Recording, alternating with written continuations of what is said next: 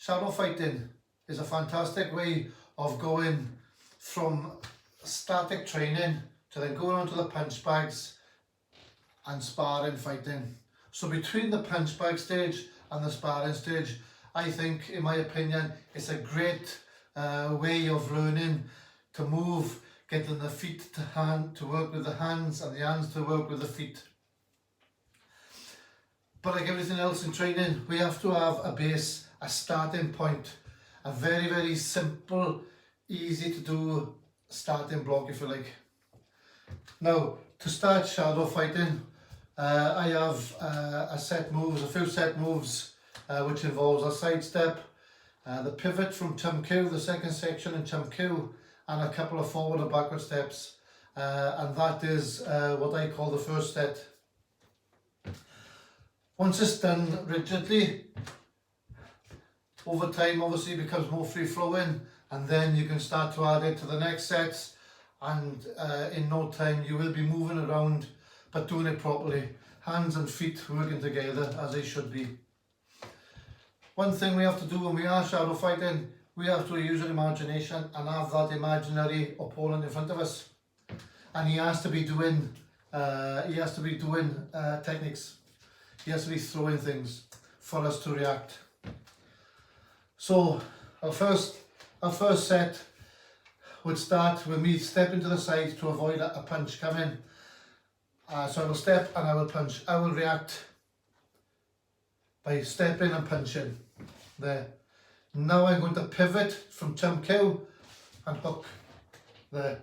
Now all the while I'm making sure my foot are right. As you can see, I'm standing where I want to be, which is toe to arch. Now I can throw any punch without having to adjust anymore. So now I'm going to step forward and punch, step back and punch, step back and punch, forward punch, forward punch.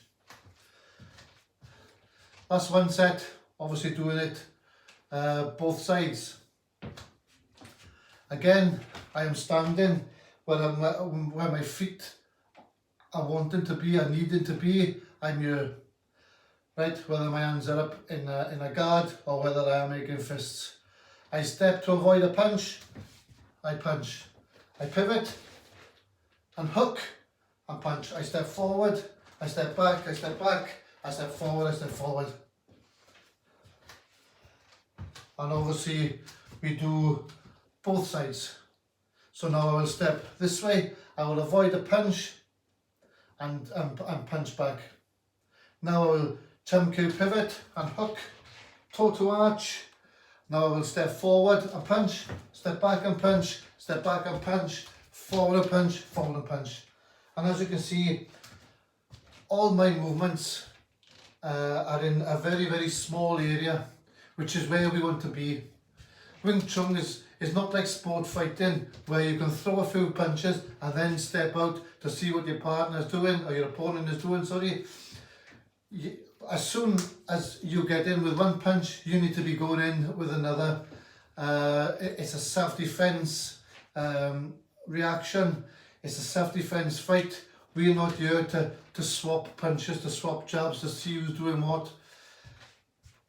So when one punch gets in, we need to be sticking to our opponent, to not allow him to do anything else. So when we are stepping back, he's coming in, but we're attacking. When we're stepping forward, we are sticking to him and we are doing what we need to do to finish the job.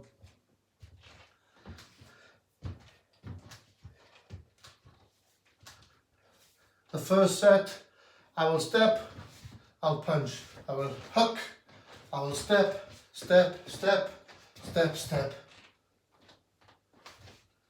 That's the first set on our way to learning to shadow fight, but doing it properly. Set moves to begin with, a set routine to begin with, if you like. But as we get on and we add the other sets together, very, very quickly you will start to move freely and add all the punches you need, all the stepping you need, all the pivots you need, and have it all working as one. So you can then shadow fight very, very freely. Always imagining your opponent and him doing attacking and doing your moves but doing it properly.